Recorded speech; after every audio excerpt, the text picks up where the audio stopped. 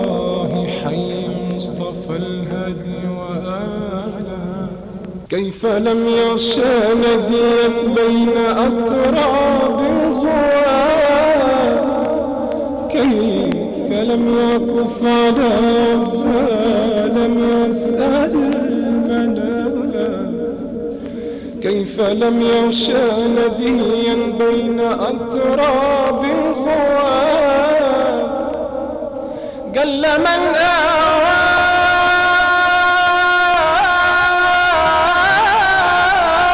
في اليمن صغيرا واراه، قل من قعد على الصحراء للغار خطاه،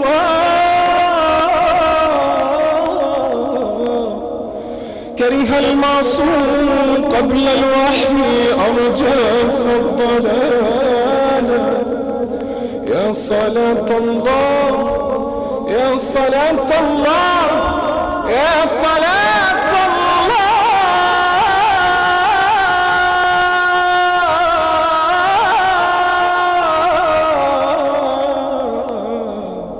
حي المصطفى الهادي وآله.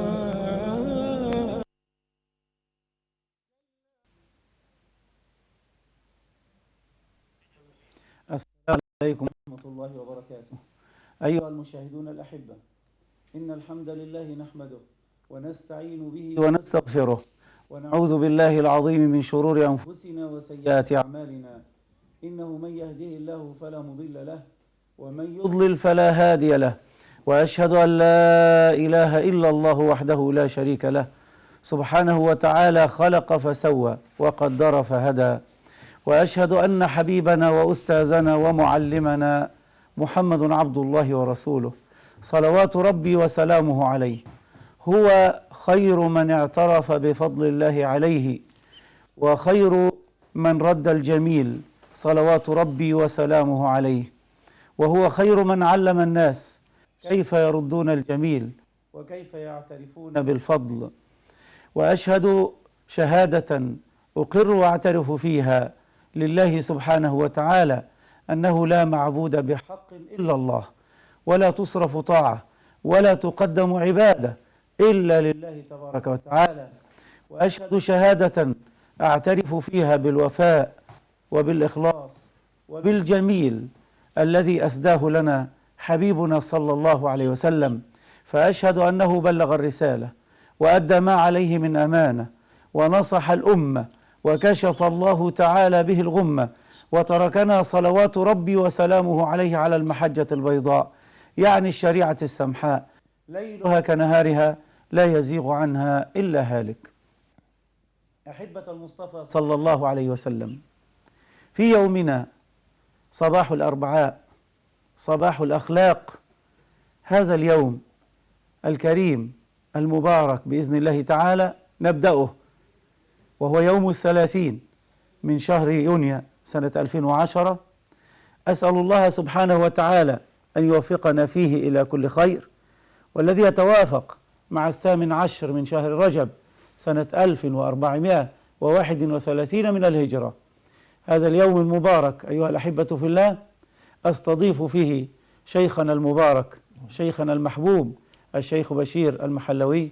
أهلا وسهلا بك. بارك الله فيك أخي الحبيب. وحفظك الله ورعاك. الله يبارك لك ويحفظك. وأنرت قناة الصحة والجمال. الله قلبك. بارك الله فيك وحفظك. الله يرضى عليك. الله يبارك لك. إخواني وأحبتي في الله، أعترف والله بالفضل لكل من له فضل علي. وأول الاعترافات بفضل الله سبحانه وتعالى علينا جميعا، وبفضل نبينا صلى الله عليه وسلم، وبفضل صحابته الكرام رضوان الله عليهم، وبفضل سلف الأمة الذين حملوا أمانة الدين وأمانة توصيله إلى الناس، فأمروا بالمعروف ونهوا عن المنكر، وأنقذوا الناس بما أوتوا من علم بفضل الله تعالى من ظلمات الجهل إلى بفضل الله رحبة واتساع العبادة التي بفضل الله تعالى يشرح الله بها الصدور. أيها الأحبة في الله، نعترف لكل علمائنا بالفضل علينا، فإنه والله من تذوق طعم العبادة على علم يشعر بهذا الفضل. فإنه من علمك حرفا صرت له عبدا، يعني خادما، من علمك من أمور دينك ما ينجيك يوم القيامة. لو أنك قبلت يده في الدنيا كلما قابلته، وهذا حقه، حق العالم علينا الذي يعمل بعلمه، ما وفيناه والله. أيها الأحبة في الله، لا أريد أن أطيل في المقدمة، ولكني في شوق كبير وعظيم معكم بإذن الله تعالى إلى سماع شيخنا الحبيب الشيخ بشير. بشرك الله دائما بكل خير، وبشرنا بفضل الله تعالى. ونريد في أول محاور هذه الحلقة أن نتحدث عن أهمية خلق الفضل وتعريفه بفضل الله عز وجل. فتفضل فضيلتكم. بسم الله الرحمن الرحيم. الحمد لله وكفى، وصلاة وسلاما على عباده الذين اصطفى، لا سيما النبي المجتبى والحبيب المقتفى، وعلى آله وصحبه ومن اهتدى وسلم تسليما كثيرا. رب اشرح لي صدري ويسر لي أمري واحلل عقدة من لساني. اللهم يا معلم إبراهيم علمنا، ويا مفهم سليمان فهمنا. اللهم أبلغ عنا فإنا لا نحسن الإبلاغ، وأفهم اللهم عنا فإنا لا نحسن الإفهام، وأد اللهم عنا فإنا لا نحسن الأداء. اللهم إنا نسألك بأسمائك الحسنى وصفاتك العلى أن تجري الحق من قلوبنا على ألسنتنا، أنت رب ذلك والقادر عليه. الاعتراف بالفضل لذوي الفضل. نعم. هذا موضوع الحلقة التي نحن بصددها. بعض الناس يقول لك أنتوا بتتكلموا في إيه؟ إيه كلمة الاعتراف بالفضل؟ إيه ده عنوان ده؟ يعني إيه عجيب الموضوع شوية. ده؟ أنت عامل تتكلم في إيه؟ ده الناس وصلت في المستوى لأحط المستويات، نسأل الله العافية. وبعض الناس يقول يعني وصلت الناس في الخلق إلى ما هو أحط من البهائم، عياذا بالله. وهذا وذاك على خطأ. نعم. وعلى خطر.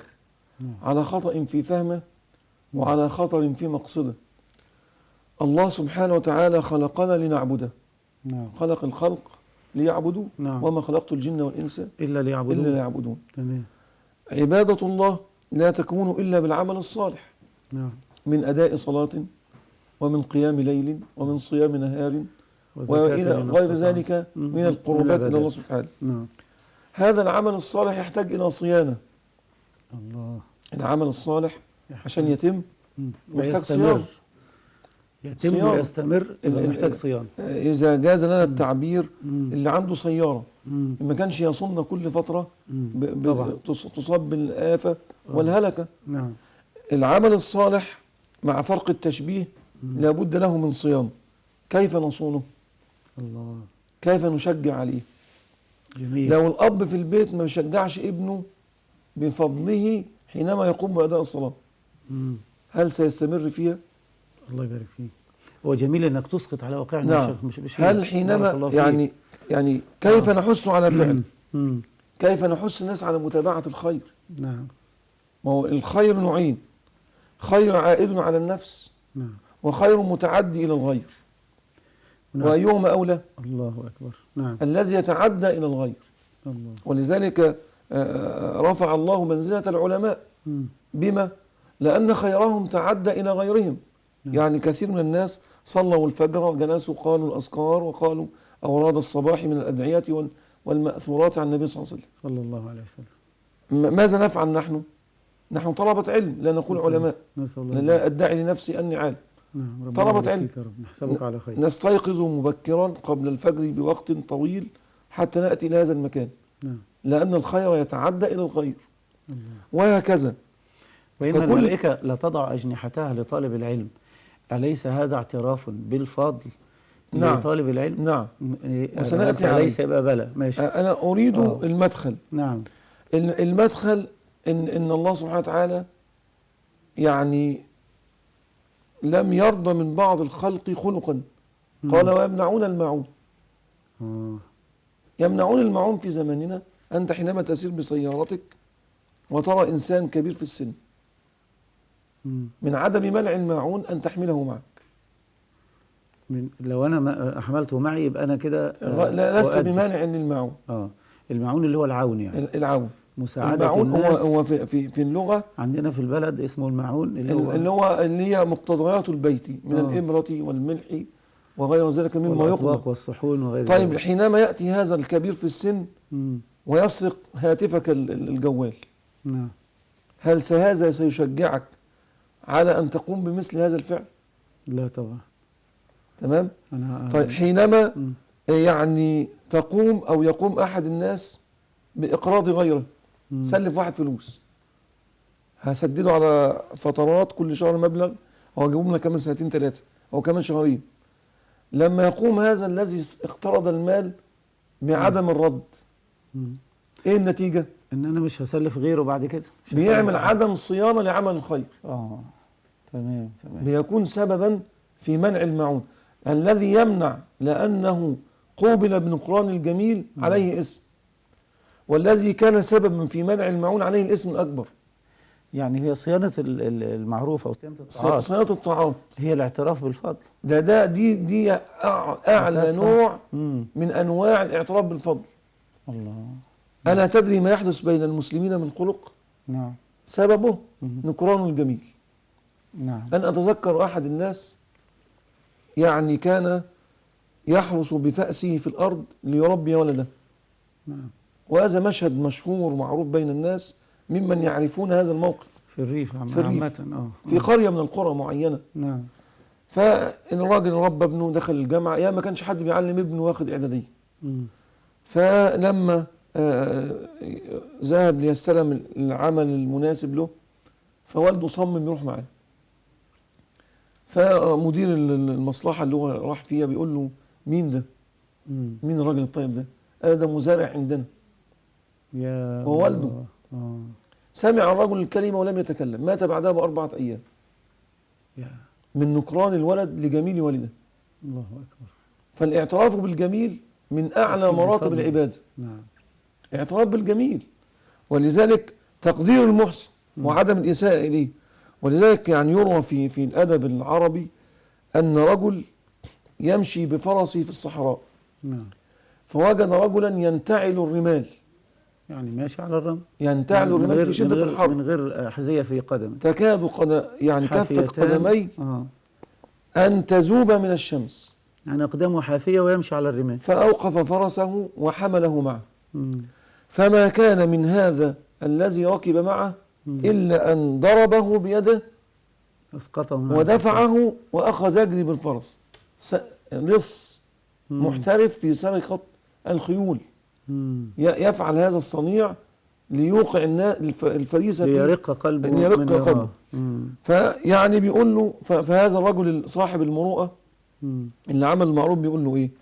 يا هذا لقد وهبت لك هذه الفرس ولن أسأل عنها أبدا، مش هدور أنت مين ولا خدتها ليه ولا بلدك إيه. ده بعد ما وقعه ومشي، بعد ما وقعه اللي وقع على الأرض صاحب الفرس. يا هذا لقد وهبت لك هذا الفرس ولن أسأل عنها بعد اليوم، ولكن إياك أن يشيع الخبر بين الناس في الصحراء فتذهب منها المروءة. فإياك أن يشيع الخبر بين الناس في الصحراء فيذهب منها المروءة، وبذهاب المروءة يذهب عنها أجمل ما فيها. يعني حينما يكون واحد ماشي في طريق الصحراوي، اسكندرية الصحراوي، أو طريق أسوان، أو طريق الإسماعيلية، أو غير ذلك، أي صحراء، أو في طريق المدينة، أو في طريق مكة، طرق صحراوي. ويعني يتحايل بعض الناس إن سيارته البنزين انتهى منها. صاحب الخلق الكريم يعمل إيه؟ يقف يدينه بعض البنزين من سيارته، أي مساعدة حتى لو مشي على قدمه. لو وضح أن هذا الذي يفعل ذلك لص أراد أن يسرق أموال هذا صاحب السيارة، هل سيفعل مثلها؟ لا طبعا. فعدم الاعتراف بالجميل بيؤدي إلى منع الماعون. استعارة الكتب، بعض الناس، أنا أعرف قبل بعض الناس استعارة الكتب يعني جاءني في كنا نبحث مشكلة قبل ذلك، مشكلة النخوة والرجولة أين هي؟ نعم. فمن ضمن الأسباب الإعلام ببرامجه التي جاء بها على الناس. خرج علينا برنامج اسمه الكاميرا الخفية. هذا البرنامج كان من أخبث البرامج التي تجعل الناس لا تقدم على خير. نعم. بالك الناس كلها بتضحك، يعني كل اللي بيتفرج على البرنامج ده بيضحك، يقول لك برنامج كوميدي، بيسخر من لكنه برنامج أصلا يهودي خبيث جدا. نعم. المقصود به ألا يتعامل الناس أبدا بفضل أو بمروءة أو بنخوة. نعم. أحسنت. أن كل مرة لما الواحد يأتي إلى واحد يقول له اعمل كذا ولا إيه مش عارف، وبعدين يلاقي فيه الأمر خدعة، يصوروه كذا. نعم. وخدعة أصلا بتتعمل أيا كان لازم يستأذنوا لما يصور هو بس هو البرنامج أساسه نعم وخبثه إنه فعلا بيقضي على الموضوع. هناك أثر ورد عن النبي صلى الله عليه وسلم: غبن المسترسل حرام. يعني حينما يسترسل الإنسان لمن أمامه ويسلم له عنانه ويترك له قيادة، فإذا به يغبنه ويظلمه، يعني يخدعه بأي نوع من أنواع الظلم. هذا من المحرمات حرمه النبي صلى الله عليه وسلم، التي حرمها الإسلام بلفظ كلام النبي. طيب أنت فإحنا قلنا إن العبادات لازم لها لابد أن تصام، بس لسه في الاعتراف بالفضل وما زلت فضيلتكم نعم. الآن يعني تسقط لنا على الواقع أيضا في أمر نحن مقصرون فيه، وأنا بعترف شخصيا بأننا مقصرين فيه، إن الواحد كداعية إلى الله سبحانه وتعالى أحيانا يقصر في حق الزوجة وفي حق الأولاد من الجلوس معهم أو من نعم. الاعتراف بفضلهم. يعني حتى بيحتاجوا إلى أن يعترف الإنسان بالفضل أو بفضل الزوجة نعم. على زوجها، وأيضا على الداعي إلى الله سبحانه وتعالى، وعلى كل إنسان يكون ناجح في حياته أو يكون له أهمية أو ذو شأن. نعم. فالذي لا يعترف بفضل زوجته عليه هو ناكر للجميع أيضا. الداعية على سبيل الخصوص من أولى الناس الذي يجب أن يعرف الناس أن خلفه من يعملون في الظلام بنور ليظهر أمام الناس. كان أتذكر أحد مشايخنا في الأزهر الدكتور سعد ظلام رحمة الله عليه، كان أستاذ لغة عربية وهو من الأئمة المفسرين للقرآن. كان لما تحدثوا عنه رحمة الله عليه قال: كانت زوجته تقول له: أنت جوهرتنا، لابد أن يكون ملابسك أطيب الملابس ونعالك أطيب النعال، لأنك أنت الواجهة. ولذلك كانوا يوفرون لهم الأمور كلها. فلذلك العلماء، لذلك الإمام أحمد رحمة الله عليه كانت أمه تقول له: يا أحمد اطلب العلم وأنا أكفيك بمغزلي. الله. اطلب العلم وأنا أكفيك بمغزلي. ولذلك لما ربيعة الرأي ده كان إمام من أئمة التفسير، كان والده يسمى فروخ، ودي قصة مشهورة بين أهل العلم. فروخ خرج في الجهاد وغاب 20 سنة بإذن زوجته، رضيت بذلك، وهذا في كلام بين أهل العلم لا نذكره الآن. فلما عاد ضرب بحربته برمحه باب داره ودخل بحصانه. 20 سنة كان شابا فتحول شيخا، ترك ولده غلاما صغير صار رجلا. فإذا برجل يخرج من الدار قال: من أنت؟ أتهجم على داري بغير إذن؟ قال: من أنت؟ هذه داري وأنا صاحبها. وأراد أن يضربه بالرمح، فإذا بالمرأة سمع صوت الزوج وصوت الولد، قالت: يا فروخ هذا ولدك ربيعة، يا ربيعة هذا أبوك، احفظ هذا أبوك. كان الرجل قد ترك عندها 30,000 درهم قبل أن يذهب، تنفق منها بالمعروف ولا تنفق لأن كان النفقة قليلة على نفسها وولدها. قال: أين ما أودعتك إياه؟ خرج ربيعة للصلاة والرجل أتى من السفر، بيقول لها: فين الفلوس؟ قالت: إذا وافيت العصر في مسجد الرسول أخبرتك. فذهب للصلاة فرأى مجلسا من العلم شديد، اجتمع الناس، أهل اللغة وأهل الحديث وأهل التفسير وأهل كذا. فنظر فإذا بالشاب الذي كان قد عانقه وعرف أنه والده هو الذي تصدر المجلس. الله. والأمراء والعلماء والعباد وكل أهل المدينة تحت قدميه. فعاد إلى بيته وقال: يا أم ربيعة، لقد رأيت اليوم عجبا، إن ولدك أعظم من الملوك في عروشهم. قالت: هذا أفضل أم 30,000 قد تركتها؟ من 20 سنة. قال: هذا أفضل. قالت: لقد أنفقت عليه من هذا المال حتى أفنيته. حتى صار كما ترى، مم. فاعترف لها بالفضل. فالاعتراف بالفضل من أعظم الأمور، يعني من لم يعترف بالفضل هو جاحد لفضل الله. يعني احنا عايزين يعني برضه بعض الناس يقول لك نوصل إيه؟ معلومة شوية بسهولة. يقول لك يا أخي أنا ما أشكرش حد. لا هو احيانا تصرفات ما فيها الشكر، يعني مثلا ايه، احيانا احنا تربينا يا شيخ بشير، عايزين نعترف، اتفضل. تربينا في بيوتنا وعند اهالينا ومعظم المشاهدين كذلك، ان الزوجه في البيت خادمه. يعني الام اصلا بتقول لابنها روح تزوج عشان واحده تساعدك تخدمك. بس ناخد الحاجه ناديه الاول. السلام عليكم يا حاجه ناديه.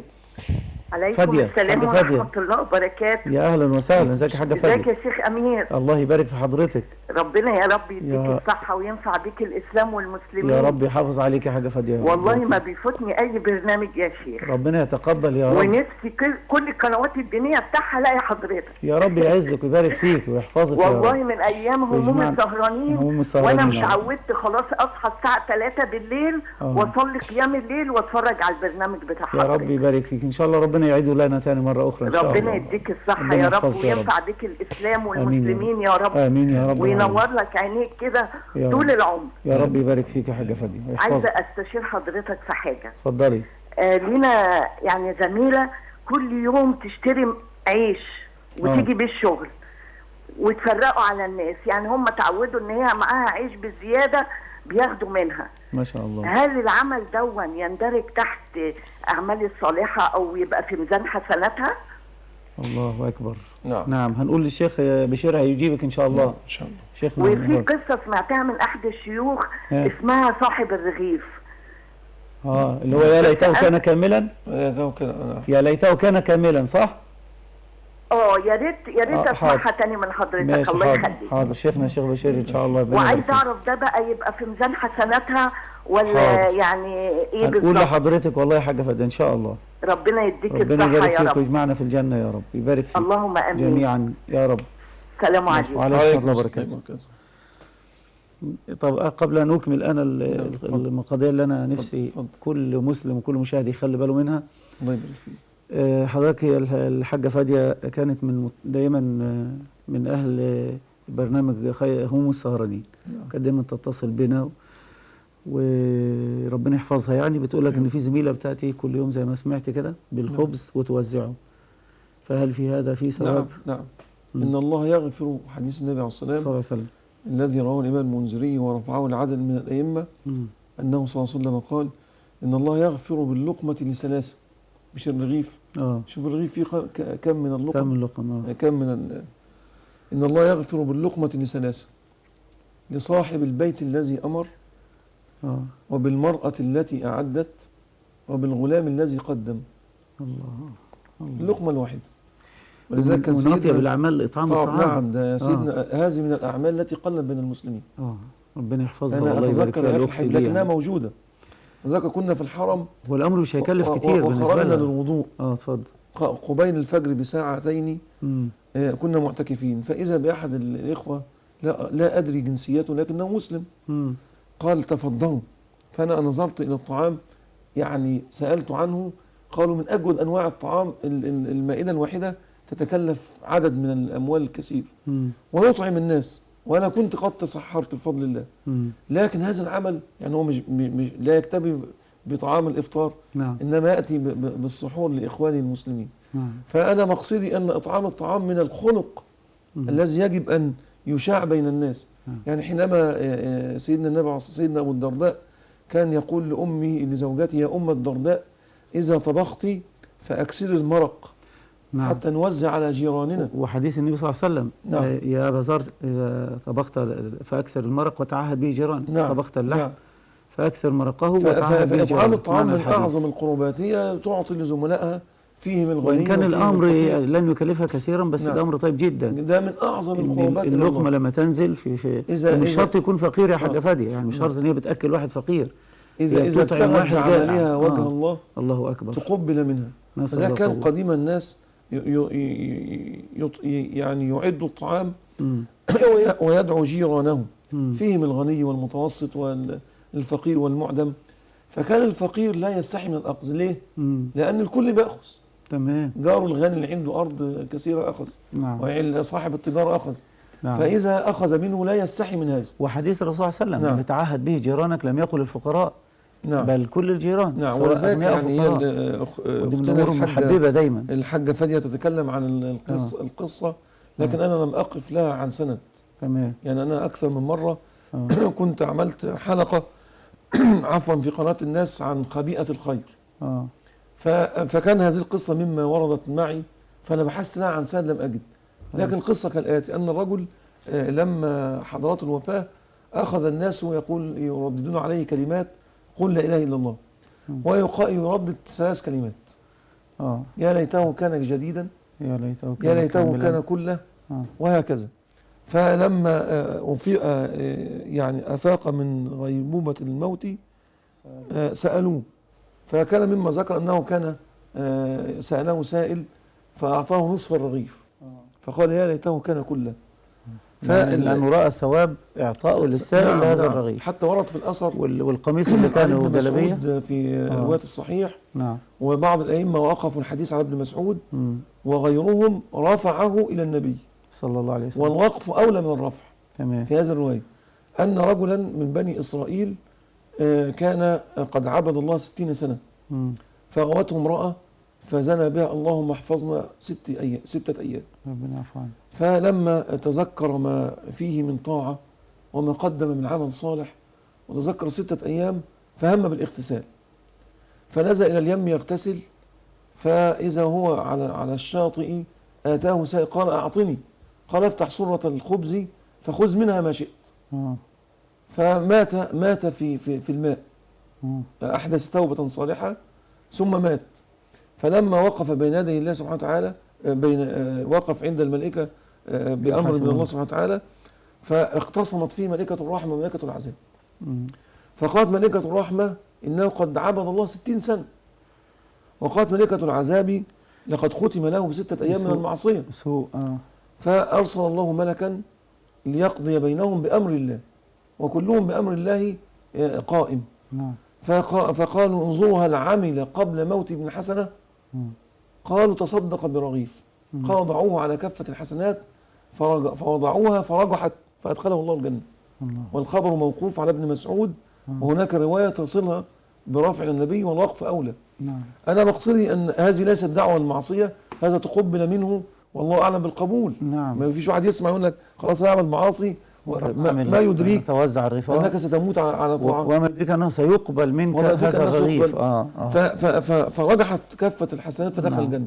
فإطعام الطعام من أعظم القربات التي تقرب العبد. أنا لو أن القريحة تجود بأمثلة وقصص من الصالحين والصادقين تحتاج إلى حلقات وليست حلقة واحدة. بس عايزين إن شاء الله. فأنا أقول لأختنا الحاجة فادية إن كنت صاحبة هذا العمل فأبشري بالخير، ربنا يتقبل. وإن كانت هذه الأخت التي هي زميلة لك صاحبة هذا العمل يعني من الاعتراف بالجميل الذي نتكلم عنه، احمدي على هذا الصنيع واشكري له هذا الجميل، ويعني نسأل الله أن نكون جميعا ممن يحسن إلى الناس. اللهم آمين. الله يبارك فيك. ربنا يبارك فيك يا شيخ. طيب نعود. كنت أحدثك عن تربينا في الأرياف وفي عامة في الشرق أو الشرق العربي، إن الشاب بيتزوج ليه؟ عشان واحدة تغسل الهدوم، عشان تظبط له البيت والأكل والكلام ده. ما يأخذها للأساس إنها تأخذ بيده إلى الجنة، أو يكون هو إنسان فاسد ويحاول هي تصلحه، أو يختار دايما ذات الدين عشان تقف بجواره في طاعة الله وفي عبادة الله سبحانه وتعالى، حضرتك تساعده وتجاهد معه في طاعة الله. إلا إنه المبدأ ده للأسف الشديد منتشر بين الشباب المسلم أو بين الشباب العرب عامة، فبيحدث بعد ذلك إنه ما بيعترفش بفضل الزوجة. فإذا كان الحبيب صلى الله عليه وسلم قال حديثا عن النساء، قال إن الله لا ينظر لامرأة لا تشكر لزوجها وهي لا تستغني عنه. إذا كانت الزوجة يجب عليها أن تشكر لزوجها طالما لا تستغني عنه، طالما قائم على رعايتها والى آخره، فأيضا كذلك يجب على الزوج أن يعترف بفضل الزوجة عليه. ولنا في ذلك النبي صلى الله عليه وسلم أسوتنا وقدوتنا. فسريعا كده أطير بحضرتكم إلى الاعتراف بفضل النبي صلى الله عليه وسلم، اعترافي بفضل الله عز وجل أولا يعني هو الاعتراف بفضل الناس عليه. النبي صلى الله عليه وسلم هو أعظم إنسان مم. اعترف بفضل الله، نعم وهو الذي أخذ لقب العبودية الحقة. نعم سبحان الذي أسرى بعبده نعم لقد رأى من آيات وهكذا. فالنبي عليه الصلاة والسلام هو أفضل الخلق. نعم. وألا أحب أن أكون عبدا شكورا. نعم. كان هو فهو بيشكر بلغ الله مراتب بالله. العبودية الحقة. نعم. ومن بلغ مراتب العبودية الحقة لابد أن يكون من أعظم أنواع الامتنان على الله. الله. ولذلك تجد النبي عليه الصلاة والسلام في دعائه أمور عجيبة. نعم. يعني أنا أتذكر في رواية الإمام الترمذي أن النبي عليه الصلاة والسلام كان يسجد، وذاك نقل هذا الإمام ابن القيم في مدارج السالكين وغيره. النبي عليه الصلاة والسلام كان يقول إيه؟ اللهم وهو ساجد مم. اجعل هواي تبعا لما أمرتني. مم. أرأيت فضلا أعظم من هذا؟ الله. مفيش فضل أعظم من كده. نعم. اللهم اجعل الهوى اللي في قلبي مم. تبعا لما أمرتني، وزوي عني من الهوى ما لا يرضيك. الله. ابعد عني من الأهواء ما لا اللي ما يرضيك. يرضيكش. نعم. وما زويت عني من الهوى فاجعله فراغا لك فيما تحب. الله. انظر جميل. لما يروا في البيهقي عند البيهقي الصحابي يقول رأيت النبي يرفع أكفه إلى الله كالهيئة المتسول. مم.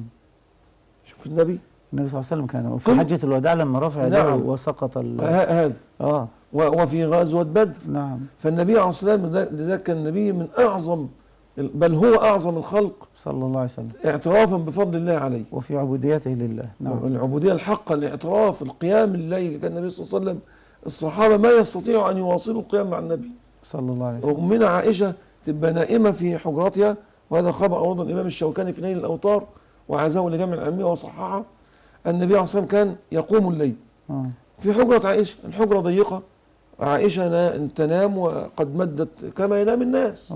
مدت رجليها. كان النبي إذا سجد يعني أبعد قدميه. فالنبي عليه الصلاة والسلام تقول يا رسول الله يعني ألم يغفر الله لك ما تقدم من ذنبك وما تأخر؟ قال أفلا أكون عبدا شكورا؟ الله. نعم.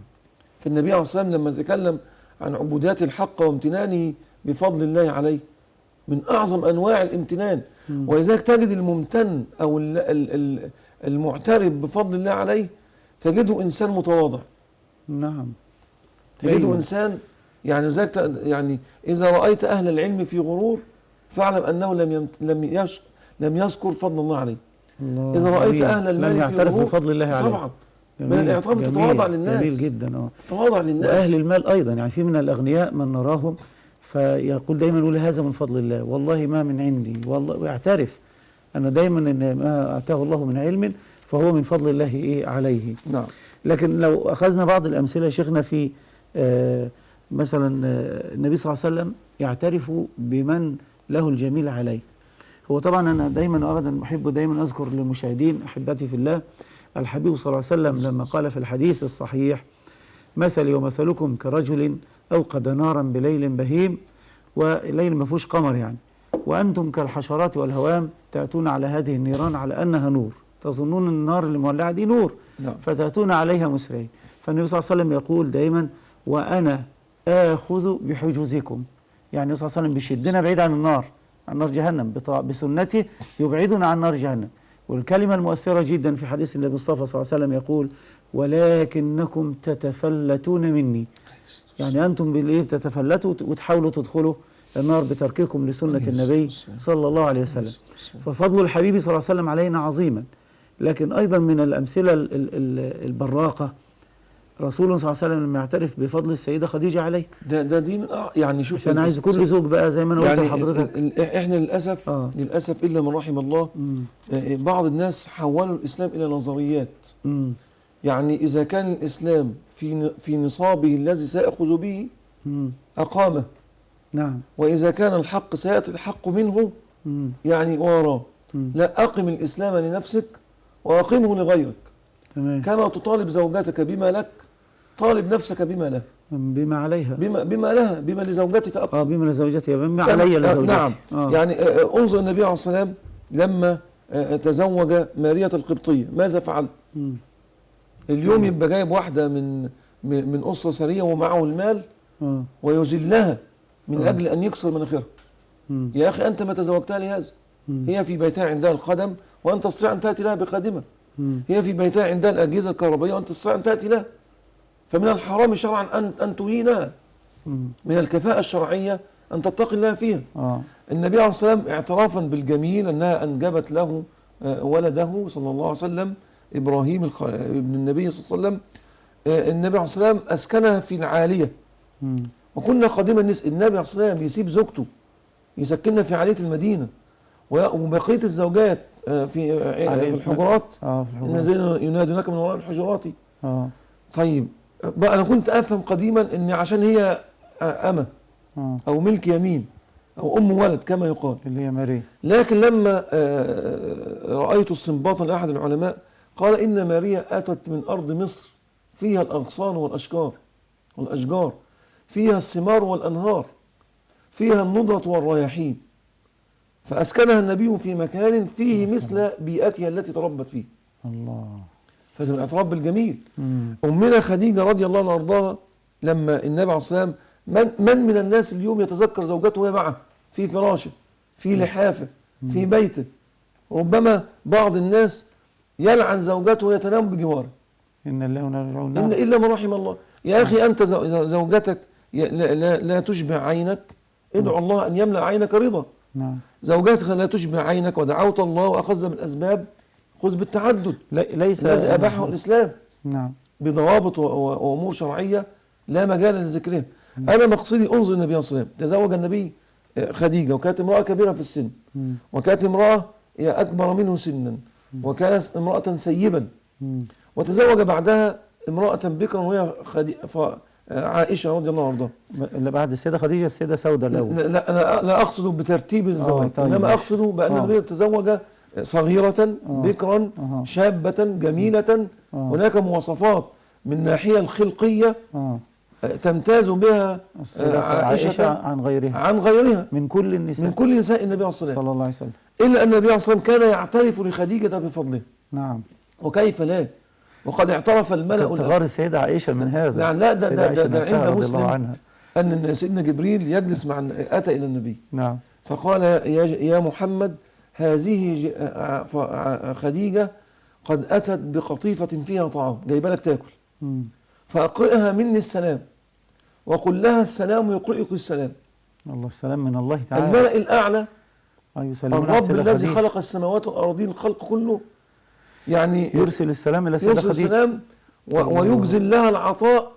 لا نقول اعترافا بجميله، إنما رحمة منه بما قدمت للنبي صلى الله عليه وسلم. وهو إن كان في حقنا كبشر هو اعتراف بالجميل. نعم. لكن هذا لا يليق بمقام الله. طبعا. هو الإله الواحد. النبي صلى الله عليه وسلم كان معترفا بفضل السيدة خديجة. فلما قدمت أمنا خديجة أو بما قدمته يعني فقال أقرأ خديجة مني سمي جبريل وقل لها السلام يقرئك السلام وبشرها ببيت في الجنة لا صخب فيه ولا نصب. الله. قال الأئمة حتى الإمام الحافظ في الفتح قال لأنها ما آذت النبي وما ضايقته فالجزاء من جنس العمل. كان شوف جاءت عجوز النبي صلى الله عليه وسلم أمنا عائشة تحكي وهو عندي فقال لها رسول الله من أنت؟ قالت أنا جسامة مزنية. قال بل أنت حسانة مزنية. أول أمر من إحسان النبي إليها أن عدل اسمها السيء. كيف أنتم؟ كيف حالكم؟ كيف كنتم بعدنا؟ يبقى عارفها انتوا عاملين ايه؟ احوالكم ايه؟ بعد ما صلى الله عليه وسلم. فقالت بخير بأبي أنت وأمي يا رسول الله. فلما خرجت قلت يا رسول الله تقبل على هذه العجوز هذا الإقبال؟ قالت إنها كانت تأتينا في زمن خديجة. الله دي كان صاحبة خديجة رضي الله عنها. أي نعم. النهارده زوجته تموت يتنكر لأهلها ولأولادها الذين هم من صلبه. يا عم وهي على قيد الحياة. لا يعني وهي على قيد الحياة بتنكر لأهلها للأسف الشديد. نسأل الله السلامة. يقول لك مسلم ويروح المسجد وبيصلي وربما بعض الناس يعمل ايه؟ مساوي رب الكعبة. ده أحيانا في أيمان الطلاق يقول لك السحيل في يمين طلاق إن زوجته ما تروحش عند والدها. والله أنا بشوف الكلام ده وبسمع. طب هل هناك ضابط شرعي؟ هل هناك نفسي أمسك الزوج اللي يقول الكلام ده ويعلقه في السقف في المروحة. نعم. جاز لي ذلك بجد يعني. لأنه أمر لا يطاق. فبتقول له مهما كانت الزوجة. بتقول سيدنا النبي نعم يعني إذا أنت بتقبل على هذه العجوز هذا الإقبال أنها كانت تأتينا في زمن خديجة وإن حسن العهد من الإيمان. نعم. حسن عهد المين؟ للمرأة التي ماتت زوجته. نعم. هذا في رواية الإمام البيهقي. نعم. النبي عليه الصلاة والسلام لما أسر سيدنا العباس في غزوة بدر، سيدنا العباس خرج مع أهل مكة. نعم. وهذه من حكمة النبي، ولها مجال آخر في لماذا العباس كان معهم. فأسروه عم النبي صلى الله عليه وسلم، لكن هناك مساواة، فخلع النبي قميصه فألبسه إياه. الله. لما كان النبي عليه الصلاة والسلام الصحابة أسروا العباس قبل إسلامه. نعم. خلاص. لا في أصح هو كان أسلم بس أنه وكان تخفى بإسلامه. نعم. ولم وما كان معه المشركين. نعم. أنا أقصد في الشكل العام إنه كان معه المشركين. نعم أحسنت. خلاص. وهم أسروه والنبي صلى الله عليه وسلم يخلع ثيابه ليعطيه إياه. وهذه الرواية عند الإمام الحاكم. الله أكبر. أنا مقصدي انظر النبي عليه الصلاة والسلام لما أتى أبو طالب وأخذ النبي ليربيه. نعم. طب ما خدش العباس للنبي يربيه؟ نعم. أن يأبى الله أن يطعم النبي من طعام الربا. الله. مش في حجة الوداع سيدنا النبي قال وإن كل ربا من ربا الجاهلية موضوع تحت قدمي وأول ربا أضعه ربا العباس. ربا العباس عمي. نعم. العباس كان مرابي. نعم. لما الإسلام منع الربا امتنع العباس عن الربا بأمر من الإسلام. دخل جوف النبي صلى الله عليه وسلم إلا حلال حتى قبل النبوة. نعم. منذ كان رضيعا صلى الله عليه وسلم. الله. فلما كبر النبي وصار رجلا سيدنا علي رضي الله عنه وارضاه كان من أولاد أبي طالب. نعم. اعترافه بالنبي بالجميل رد الجميل لمين؟ لعمه. نعم. فأخذ واحدا من أولاده يربيه كما ربيتني أخذ ولدا من أولادك. مش يقول له أنت عملت لي إيه؟ نعم. انظر إلى لما فاطمة بنت قيس بنت أسد زوجة أبي طالب أم سيدنا علي. نعم. وماتت مسلمة. دخل النبي حفرتها قبل أن تنزل فيه قبل أن تدفن. وتمرغ النبي في رمالها. الله. كأنه يعد لها القبر. أي نعم. وقال رحمك الله يا أمي كنت أما لي بعد أمي. الله. كم جعت وأطعمتيني وهكذا. من يعرف من يعرف هذا زوجة عمه. نعم. التي ربته أم علي بن أبي طالب رضي الله عنه. ولذلك انظر سيدنا حاطب بن أبي بلتعة رضي الله عنه وأرضاه أنه من البدريين. نعم. عمل ما يسمى اليوم بالخيانة العسكرية العظمى. لما بعت رسالة لآل قريش إن محمد سيغزوك، إن النبي يغزوكم. نعم. والنبي بعت لسيدنا علي ومعه من الصحابة من معه وأتوا بالرسالة من ضفيرة امرأة. فلما القصة طويلة سيدنا عمر رفع السيف دعني يا رسول الله أضرب عنق هذا المنافق. قال لا تقل نافق إنه شهد بدرا. نعم. اعترافا منه بالجميل الأول. أي نعم. نعم. اعترافا منه بالجميل الأول. صلى الله عليه وسلم. النبي مع الأنصار لما النبي رجع لأهله وقبيلته وعيلته وأهل قريش أبي سفيان وإسرائيل بن عمرو الملأ. نعم. آمنوا دخلوا في الإسلام بعد فتح مكة. الأنصار قالوا بس يبقى النبي عليه الصلاة والسلام يرجع مع إيه؟ مع عيلته هيسيبنا. بلده مكة المكرمة. أي موطنه. فالنبي عليه الصلاة والسلام اتكل على سيدنا بلال وراح له. قال لهم مقالة بلغتني عنكم. وأخذ النبي عليه الصلاة والسلام أما إنكم لو شئتم لقلتم فلصدقتم ولا صدقتم. قال لهمش أنتوا عملتوا لي إيه؟ ما قال لهمش أنتوا ده أنتوا هتمنوا علينا بنصركم للدعوة. أنت هتعمل عشان أنت صرفت على الدين. لا مفيش الكلام ده. نعم. يقول لهم أنا لو أنتوا اتكلمتوا وانتوا صادقين واللي صدق يصدقك. لو قلتم أتيتنا مكذبا فصدقناك طريدا فآويناك عائلا فأغنيناك. من يقول هذه الكلمات إلا رجل متجرد. الله. الحبيب صلى الله عليه وسلم. النهارده أنا أعرف بعض الشباب الفضل بتاعكم علي أهو. جئتكم مكذبا من قريش فصدقتموني. نعم. طريدا فآويتموني. فقيرا فأغنيتموني. اعترافا بكل ما فعله الأنصار. اعتراف بالفضل. لذلك حتى لما النبي علم أولاده صلى الله عليه وسلم خلق الاعتراف بالجميل. نعم. يعني أبو العاص بن الربيع كان متزوج من؟ زينب بنت النبي صلى الله عليه وسلم. وطلقها وقيل عاد إليها. أمنا زينب ابنة النبي عليه الصلاة والسلام إن صح لنا هذا التعبير لما أسر أبو العاص في أسرى بدر بعتت زينب رضي الله عنها وارضاها ابنة النبي صلى الله عليه وسلم قلادة خديجة رضي الله عنها، وأصرتها في سرة فالنبي بص تفتدي زوجها، تفتدي هذا الرجل طليقها، تفتدي طليقها على الإسلام. نعم، الله أكبر. تشتري بذلك الله أكبر. أن يدخل في الإسلام وتنظر له إلى ود جميله الذي سبق لأنه لم يوسئ إليها في زواجه. شوف اليوم اللي يحصل، يبقوا أزواج لو حدث طلاق تقام المشانق وتقام الدنيا وتفرق. والله موقف تقشعر له الجلود يعني أيها المشاهدين. يعني أقول لك إيه، موقف يعني ألا تعلم، تقشعر له جلود ألا تعلم أن إذا كان في زواج في العيلة الواحدة، وأنا أنا لما في عيلتي أرفض زواج الأبناء العم. ليه؟ الأقارب عامة، الأقارب ليس تحريما، لا، انما تكثيرا من الموده والمحبه يعني ايضا كمان مع الاخرين. بيحصل مشاكل، اتساع رقعه الاهالي، اتساع الرقعه، واحد وفي نفس الوقت ما يحدث في الزواج ما يحدث في اي زواج. نعم. فاذا حدث بين ابناء العم يكون المشكله اشد واعظم، وهو ده لحم الموت ايضا. تجد في القبائل اذا كان هناك زواج بين بنت اخ وبنت اخ اخر، او بنت اخ وابن اخت او كذا وكذا، وحدث طلاق، انا اعرف بعض الناس فصلوا المقابر عن بعضهم. مكان الموت. مكان الموت ليه؟ يقول لك مش هندفن مع بعض. نعم. من أجل طلاق حدث. نعم. زينب رضي الله عنها لما أرسلت بالقلادة أدخلت الفدية على النبي عليه الصلاة والسلام، فنظر إليها فرق قلب النبي له ودمع صلى الله عليه وسلم. قال إن رأيتم أن تطلقوا لها أسيرها وتردوا عليها قلادتها. ما قالهمش، ما ألزمهمش، يعني الأمر المسلمين. قلادة السيدة خديجة دي تبقى قلادة أمها. نعم، قلادة أمها، وفي نفس الوقت بتحاول تفدي أسير عند والدها النبي صلى الله عليه وسلم. يعني الأمر مسألة خطيرة يعني جدا جدا. وفاء النبي صلى الله عليه وسلم، حتى اعتراف النبي بالجميل لمن لم يصنع معه جميل. نعم. لما وفد عليه ابن حاتم أو بنت حاتم قال أكرموه فإن والده كان يحب محاسن الأخلاق أو مكارم الأخلاق. يعني لأنه كان بيعمل مكارم الأخلاق مع الناس. فسيدنا النبي عليه السلام يعني سبحان الله، وذلك يعني القضية عجيبة في اعتراف النبي بالجميل. والسيدة أسماء لما جاءت قالت أتت أمي راغبة يا رسول الله أفأصلها؟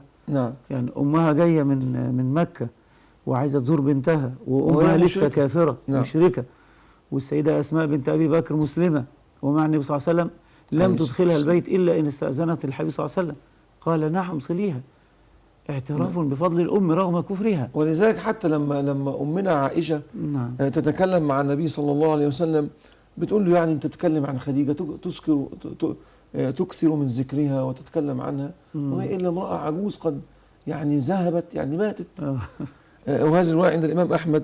قال النبي لا ما أبدلني الله خيرا منها، قد آمنت بي إذ كفر الناس وصدقتني إذ كذبني الناس ووستني بمالها إذ حرمني الناس ورزقني الله منها الولد إذ حرمني أولاد النساء. انظر إلى يعني لو واحد من الناس ممكن خلاص الأيام بتعدي يداري نفسه قدام زوجته عشان لا ده مفيش هناك مفاصلة في الحق. وذلك لما اعترف النبي لأبي بكر بفضله. ما اللي بيهدم الزواج الثاني حضرتك لما اتكلمت على التعدد قلت ان يبقى في ضوابط وشروط. ايه اللي بيهدم الزواج الاولاني اصلا والثاني؟ او ايه اللي بيهدم التعدد عندنا؟ ان اللي رايح يتزوج الثانيه معد لليسته او سامحني قائمه بعيوب الزوجه الاولى. رايح يقول انا اتزوج عشان زوجتي الاولى فيها وفيها وفيها وفيها، لا يعترف لها بفضل. وسيدنا عمر يقول للرجل ثكلتك امه، ألم تسمع النبي صلى الله عليه وسلم يقول إذا كرهت منها خلقا رضيت منها آخر. يعني لم يكن فيها شيء صالح عشان تنسى وتكفر العشير. وهكذا الزوج، يعني الأمر برضو بالنسبة للزوجة الأمر مشترك بين جميع أطراف المجتمع. يعني ما دي هدم حضرتك. إنما لو هو الراجل رايح يتزوج يقول أنا الزوجة الأولى هي الأولى وهي التي قامت معي وكذا وكذا وهي التي لا يمكن أن أستغني عنها وكنت فقيرا وكانت معي، وزي ما بيقولوها كده. يعني يمكن ما يؤلم بعض النساء المطلقات الآن بسبب الزواج الثاني أو بسبب الأخطاء اللي بيقع فيها الرجال. نعم. بتجد الزوجة تقول لك أنا بدأت معاه من الصفر، بدأت معاه من الصفر وعشت معاه أيام كنا بنقسم اللقمة، كنا بنعمل كذا، كنا بنعمل كذا. نعم. ما هو لو معترف القضية إيه؟ ما أنا بقول لحضرتك لسه بكلمك على إن الزوجة في البيت إيه؟ نعم. لكن لو دخل من عمله والله جزاك الله خيرا بتعملي لنا أكل وقايمة وتعبانة وبنتعبك معنا والله وأنت بتعد الطعام، لو إن لساننا ده يتحرك بالشكر والثناء، يعني حتى يعني احنا الزوجة محتاجة منه إيه غير إن هو يشكر. وقولوا للناس حسنا. نعم. أي الخلق أولى بقول ومن لم يشكر الناس لم يشكر الله. يعني خلي الحديث الأولاني اللي قلناه حضرتك. نعم. قال فيه صلى الله عليه وسلم إن الله لا ينظر لامرأة لا تشكر لزوجها وهي لا تستغني عنه. حديث صحيح. نعم. كلمة لا ينظر الله عز وجل لامرأة يعني يغضب عليها. طيب أيضا الرجال نقول إن الله لا، يعني إن من لا يشكر الناس لم يشكر الله. هذه نعم. كلمة للرجال. ومن أولى من تشكرهم من هم في بيتك. هو ده حتى إن يعني إذا نظرنا إلى العبادات وجدنا أن الزواج قال الله أخذنا منكم ميثاقا غليظا. نعم. فجعل الله الميثاق الذي أخذ في الزواج من أوثق المواثيق. نعم. وجعله ميثاق غليظ، والتعبير بالغلظة على قوة رابطة هذا الزواج. نعم. الناس قلبوا الزواج إلى ناحية فسيولوجية محضة للأسف الشديد. يعني للأسف لما نتكلم عن يعني مرتبة الزواج في الإسلام ورفعة الزواج في الإسلام، مش الزواج مش عملية طينية. نعم. إنما هو معه سمو روح. ربنا يبارك فيك يا شيخ. ولذلك البيت لما يسمو بروحي إلى الله، يعني بعض الناس يأتوا يشكون إلينا، طب أنت كم مرة سجدت الليل ودعوت الله أن يهدي زوجتك؟ يقول لك ولا مرة. أيوة نعم. هو أدي الذي عليك من حقوق واسأل الله الذي لا. أين أنت؟ فأنت تريد ممن أمامك مقصرون أن يحسن معك. نحن مقصرين. نعم أحسنت. لو قلنا بقى المشاهدون أحبتي في الله، أراكم بقلبي طبعا أنكم قد اشتقتم لمعرفة الوسائل التي تؤدي إلى يعني الاعتراف بالفضل. يعني إزاي كيفية أو إزاي نعترف بالفضل، إزاي نعترف برد الجميل، أو كيف نرد الجميل ولو بالكلمات. فإن الحبيب صلى الله عليه وسلم يسر المسألة تماما، قال من قال لأخيه جزاك الله خيرا فقد أجزل له العطاء. فشيخنا الشيخ بشير نريد منه إن شاء الله تعالى أنه يضع نقاط محددة كده إن شاء الله تعالى لكم، وزي ما أنا بقول ورق وقلم وأنت بتلبس وجاهز عشان تروح الشغل، بتعد نفسك للعمل إلى آخره إلى آخره. حاول معنا أيها المشاهد الكريم، وحاولي معنا أيتها الأخت المشاهدة الكريمة، بأنه نكتب هذه الخطوات التي يذكرها شيخنا في عناوين لكي نعترف بالفضل ونعاهد الله عز وجل أن نفعل ما يرضي ربنا في هذه المسألة، لأنه فعلا الاعتراف بالفضل غائب. زي ما اتكلمنا قبل كده في حسن المعاشرة، قلنا حسن المعاشرة غائبة نريد أن نعيدها، وما نتحدث أنا وشيخي الشيخ بشير إلا ليأتي فينا ثم فيكم بإذن الله تعالى هذا الكلام بفضل الله تعالى. نسأل الله أن يتقبل مني ومنكم، وأن يعني يغفر لي ما لا تعلمون، وأن يعفو عنا جميعا. تفضل يا شيخنا ربنا يعزك. هو أول أمر الاعتراف بالفضل لابد أن يكون بالهدية. النبي صلى الله عليه وسلم من أول الوسائل أن نتهادى. تهادوا تحبوا. نعم. تهادوا تحبوا ولو كانت قيمتها بسيطة أو صغيرة. الهدية ليس في إنما في رمزها. يعني الهدية حتى آخر ولو أن تلقى أخاك بوجه طليق. نعم. فالقضية مش قضية إن أنت بعض الناس يعجز من أمامه في رد الهدايا. والله يا شيخ ذكرتني بعد إذنك. يعني كنا زمان في لما كان واحد ينجح مننا وطلبة، ومعروف إن المصروف كان قليل جدا، وكان الأهالي ما بيعطوش مصاريف في الأرياف. نعم. فكان أكتر حاجة لو حد جاب كارت، يعني أنا أفتكر كنت أجمع بعض الكروت يكتبها لأصحابي، مبارك النجاح مثلا، بارك الله في النجاح وتمه عليك على خير إلى آخره، ألف مبروك أو ألف مبروك. لا مقدار قوي جدا. والله لا يكلف قروش. نعم. وفي ظرف ويعطي هدية. نعم. الهدية لها واقع شديد جدا على النفس. نعم. وذلك كان النبي عليه الصلاة والسلام يعطي إخواني من الصحابة هدايا كثيرة. نعم. صلى الله عليه وسلم. كان النبي جوادا صلى الله بل كان عليه أجود وسلم. الناس، صلى الله عليه وتعلم وسلم. منه الصحابة هذا الخلق الجميل أجود الطيب. من الريح المرسلة. نعم. فلا بد من الهدية. مم. يعني مثلا واحد كل مناسبة يجاملك، كل مناسبة يجاملك، مم. يا أخي يعني وأنت معك ما تستطيع أن تعطيه. وخليني أقول لك بأقل هدية. شيء الاتصال. الاعتراف بالجميل للزوجة، الاتصال يعني مثلا. أيوة، ده بالزوجة المسلم مثلا. يعترف بجميل زوجته. مم. يعني ادخل في يوم معك يعني ولو قل ما قل وردة. قلم عارف وردة؟ تكتب به، لو وردة كانت ب2 جنيه وأنت داخل. يستخدم الأقلام.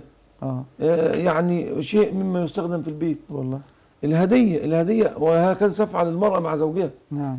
أما رتابة الحياة تحول الحياة إلى ترس داير ونسيان هذه المفاهيم، هذا من الأمور السيئة. مش حقوق روتينية متجمدة. لا مش عملية تضرب على أرقام تبقى خلاص أنت عليك كذا وأنا عليا كذا.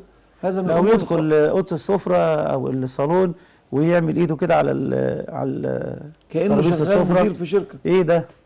يقول لزوجته كده أول ما هو داخل. مش ربنا يعينك مثلا على تربية الأولاد ولا كذا ولا غيره. لا. حتى المعالجة بالعمل أفضل من الانتقاد والامتهان. نعم. للأسف الشديد في أخلاقيات لازم تتغير إن شاء يعني الله. سيدنا النبي عليه الصلاة والسلام لما يقول لك كان النبي في مهنة أهل صلوات كان يحلب شاة. نعم. ويخصف نعلة. سيدنا أبو بكر لما تولى الخلافة كان يحلب للجواري يعني البنات الصغيرات الماعز. نعم. أنثى الماعز. فيعني لما تولى الخلافة خليفة المسلمين يحكم 30 دولة أو 23 دولة في زمانه. نعم. فقالوا يعني ما بقاش حد يجيب له الماشية اللي يحلبها. قالوا أظننتم أني شغلت بأمر الخلافة، هاتوا لنا حتى نحلب لكم. ثم ينظر إلى الجارية البنات الصغيرات. نعم. قال يعني برغوة أو بغير، يعني عايز اللبن له رغوة أو بغير رغوة. ده خليفة المسلمين. نعم. أول رجل تولى الخلافة بعد النبي عليه الصلاة والسلام. نعم. وكان يفعل هذا. ولذلك سيدنا عمر أتى إليه أحد من الصحابة. أنت تريد أن نركز على الزوج. أتى إليه أحد الصحابة ليشكو إليه أو من التابعين. نعم. يشكو إليه حال زوجته. بتعلي صوتها، بتعمل مشاكل معاه، بتزهق من الأولاد بكذا وكذا. فلقى سيدنا عمر زوجته بترده في الكلام، تأخذ معه وترد معه. فعاد الرجل قال يا أخي. سيدنا عمر بيفتح لقى ماشي. تعال لما جئت؟ أنت رايح فين؟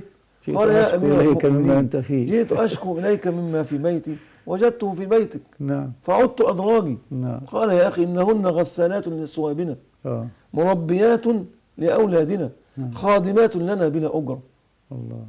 طب أنا عايز رجل من أي رجل يقف بس كده يشطب المطبخ زي ما بيقولوا، ينظف يعمل شاي لزوجته. يعني النساء يتعب تعب شديد. النساء بيحبوا الشاي دلوقتي مثلا يعني. والأمر مع النساء حتى نكون نحن بكفة غير معتدلة. نعم. المرأة أيضا تحتاج أن تتقي الله في زوجها. نعم. هذا الزوج الذي يكدح طول النهار. نعم. مشاق الحياة. ويلاقيه الناس ويرى الحلو والمر والعذب والمالح من أخلاق الناس.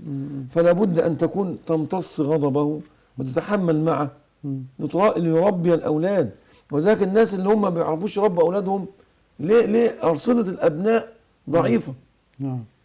يعني قبولهم إيه اللي يفرق أخ عن أخ؟ ما دول أولاد أب واحد، أبناء هذا تجدهم في علية وأبناء هذا تجدهم في أحط الأمور. ليه؟ لأن هذا احترم زوجته ووقرها وقدرها، وهذا امرأته وهي قدرته ووقرته. تمام. فرفع الناس قدر أبنائه. والآخر لأنه لم يحترم فحتى الناس وهي لم تحترم. حتى في الزواج، حتى في الوظائف. نعم. تجد حتى الشخصية مهتزة. فيبقى أول وسيلة من وسائل الهدية، الاعتراف بالجميل الهدية. الهدية. قلنا الهدية ليست كما أشرت بمقدارها بقيمتها الغالية، لا إنما هي بإيه؟ الهدية بقيمتها. نعم. ولو باتصال تليفوني. نعم. ولو بمعايدة. نعم. يا أخي واحد يعني صنع معك معروف، أقل شيء ابعت له رسالة. للأسف تجد الناس في آلاف الرسائل مسجلة على شبكة إنترنت. يوم خبط له رسالة ويوم رميها في التليفون. لا أنا عايز يا أخي جزاك الله خير يا أخي ويبعتها في رسالة، أو أحبك في الله يعني أو جزاك. نعم الله يبارك. يعني المسألة زي سيدنا عمر لما أراد العمرة استأذن النبي صلى الله عليه وسلم. يعني راح يعمل عمرة، بقول للنبي راح أعمل عمرة صلى الله. قال اذهب يا أخي ولا تنسنا من فضل دعائك يا أخي. شوف الكلمة، صالح دعائك. سيدنا عمر قال إن هذه كلمة عندي أفضل من كل شيء. نعم. النبي قال له يا أخي. الله. فالهدية. الأمر الثاني الكلمة الطيبة. بمناسبة يعني يبقى مثلا الأب جاب لابنه نجح مثلا في الثانوية أو نجح في الجامعة، جاب له حاجة على قدر سعي الأب. الولد يقوم ماسكها رميها. مفيش شكر الجميل أبدا للأسف. ولا يعني والده كد وحتى ما تعلمش ازاي يرد. غالب يبقى مثلا بعض الآباء يبيع أملاكه عشان يشتري لابنه شقة يزوجه فيها. أول ما يخش إيه الشقة دي؟ ده أنت جايبها صغيرة يا أخي، ده الراجل كاد أن يبيع ثيابه حتى اشترى لك هذه الشقة. هو الكارثة الكبرى ان احنا لنا الابناء لا يشعرون بما يعانيه الاباء في الحصول على المال السبب عدم المشاركة من البداية. واصلا برضه الاعتراف بالفضل يا شيخنا. الاب عمل لابنه احلام وردية كاذبة. نعم. لازم أن تقعده كل شهر في جلسة عائلية لمناقشة ميزانية البيت. المال ده بيجي منين وبينصرف ازاي، وياخد ابنه معاه. كان احد الناس يعمل عمل في التجارة، عمل يدوي، وكان عنده ولد متكبر، فأشرنا عليه قلنا له خده معاك ويشوفك. الولد لما ذهب مع والده ومع هذا الأب ورأى المعاناة التي يراها أبوه وينام من شدة التعب، يعني حط في الأرض وتواضع لله. الموجود إن الآباء لا يشركوا أبنائهم. لا، أنت ما انتش شغال مندوب وزارة المالية تيجي ترمي مرتب وتجري. لا، انت المفروض عليك ان انت تتقي الله في ابنائك. الامريكان في اخر دراسة ليهم بيقولوا ان من وسائل التربية للابناء ان يجتمعوا على مائدة الطعام في الاسبوع على الاقل 3 ساعات. الاسلام قال احسن من كده.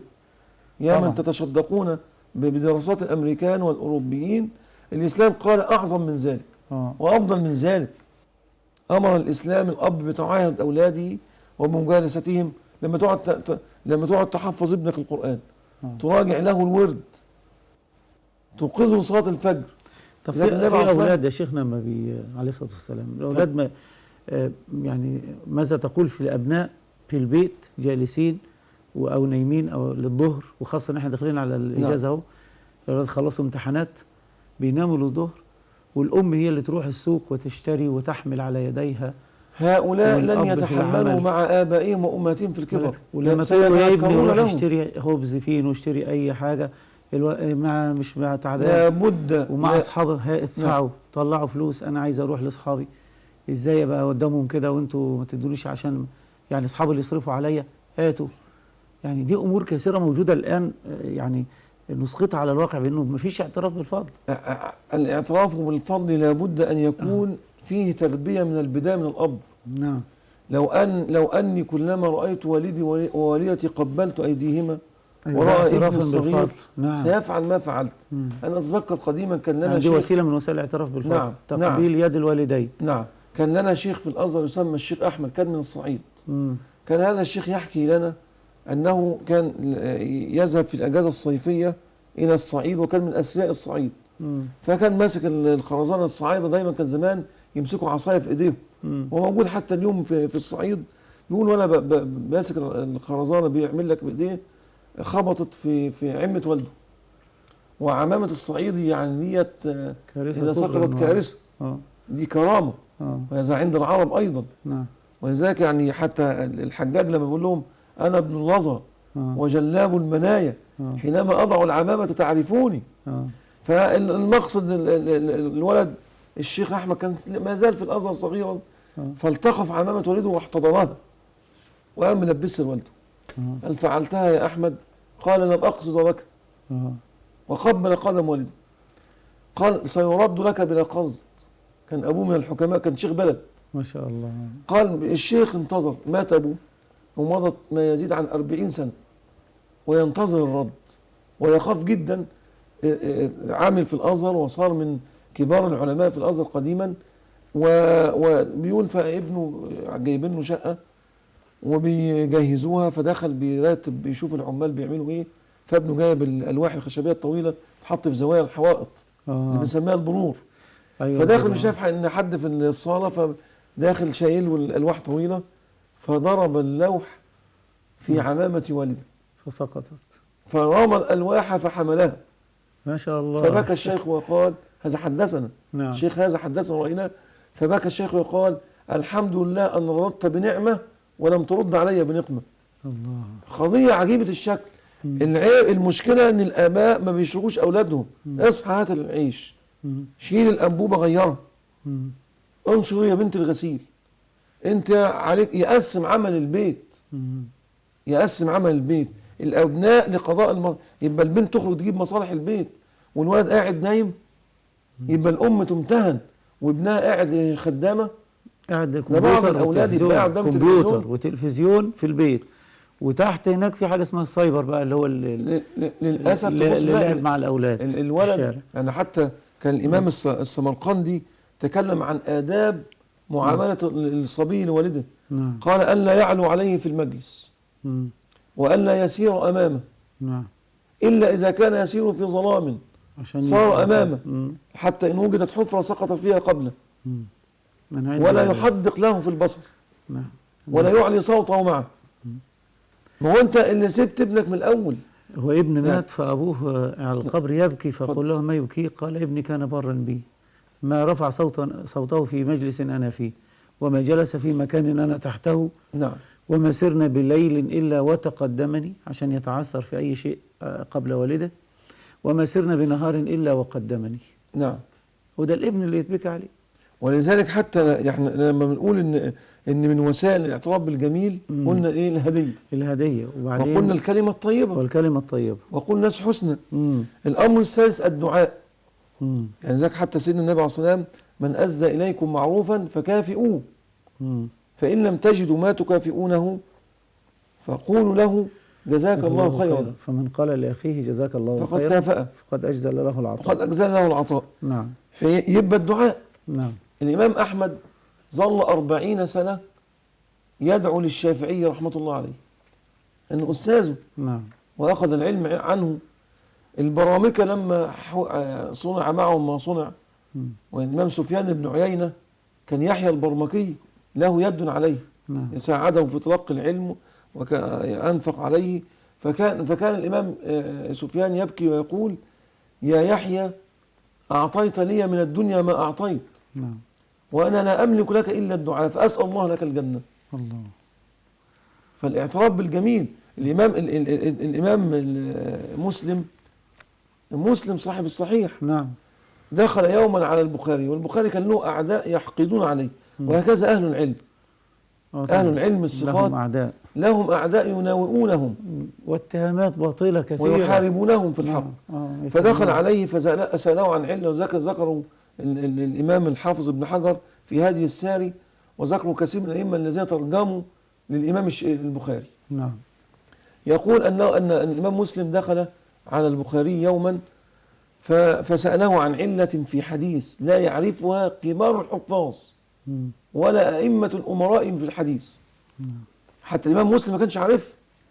فقال أسألك عن علة كذا يا إمام، فأجابه كأنه الماء الذي يسكب من إناء فيه سعة بسهولة. ما شاء الله. قال دعني أقبل رجلك يا أستاذ الأستاذين، ويا معلم المعلمين، ويا طبيب الحديث في علله، والله لا يبغضك إلا جاحد للدين. ده مين؟ ما قالش ده أنا شيخ وهو شيخ، ده احنا رؤوسنا بروس بعض. هو أحسن مني في إيه؟ تجد التناحر، تناحر الديكة كما يقال، لم يكن عندهم هذا. ما شاء الله. الدعاء. فمن وسائل الاعتراف بالجميل الدعاء. الثناء الجميل، يعني كلما جلس يتكلم عن المعروف. ولذلك حتى العلماء قالوا إظهار العمل له حكمة. يعني أنا وأنا جالس أعترف للناس بفضل الشيخ بشير علي لكن الشيخ بشير ما يقعدش يقول إيه؟ بشرطين. طيب يعني تعترف بفضل غيرك عليك بشرطين. تعترف بفضله أن تدعو له في سجودك ما حدش شايفك.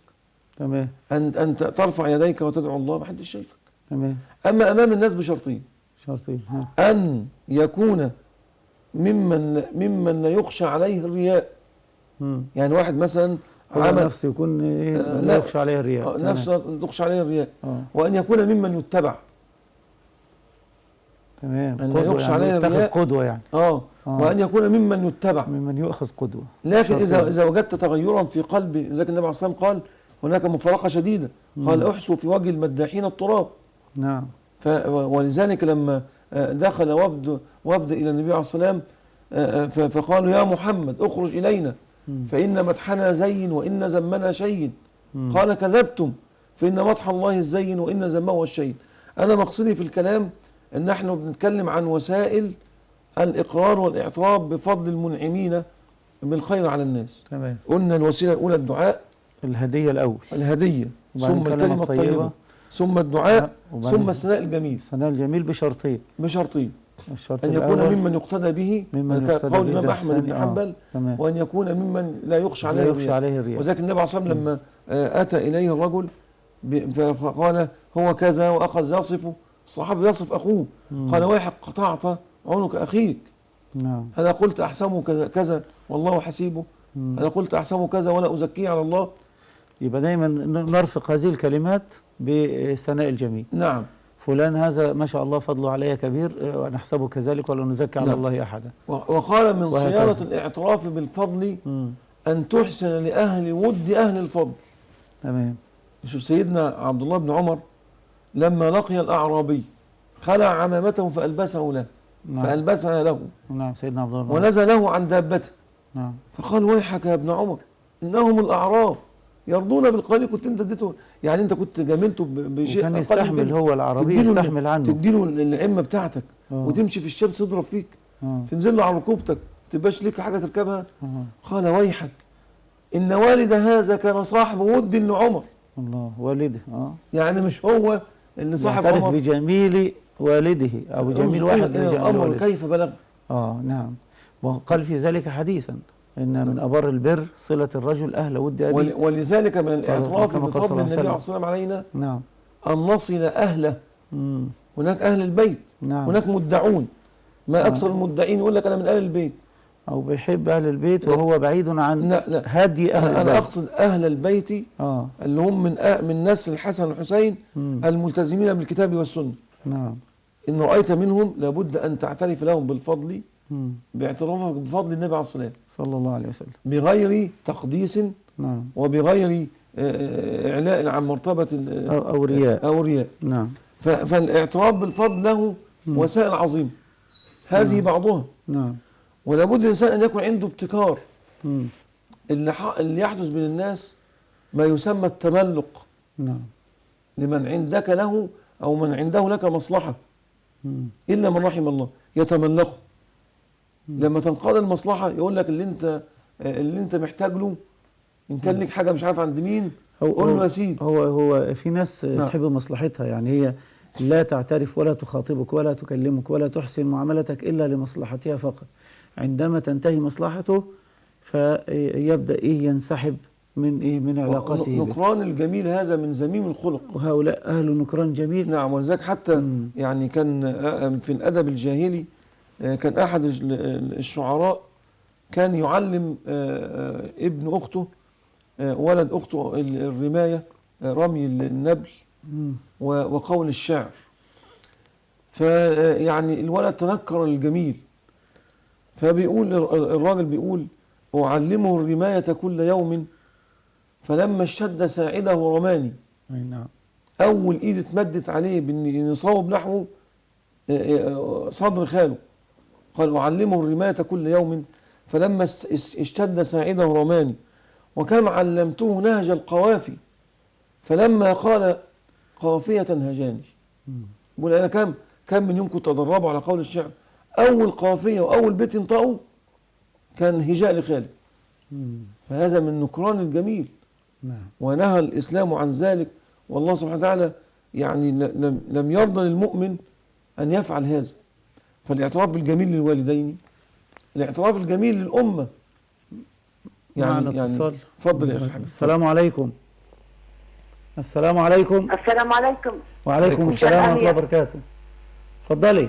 كيف حالك يا شيخ أمير؟ جزاكم الله كل خير. الله يبارك فيك يا رب يحفظك. بدي أحكي لك تدعوا لي لا لكايد، لانه مش راضي يرد علي يتعالج بالقران. مكايد الأردن. صدره في مرض. وانه معي زي ذيك النهار رحت على المدينه الطبيه مشان اشوفه ماشي، بحكي له عن الحال مش شايفني، بقول يا اما خليك تعالج. حاضر يا مكايد. مشان يروح منك الشيء يعني اللي بصدرك المرض.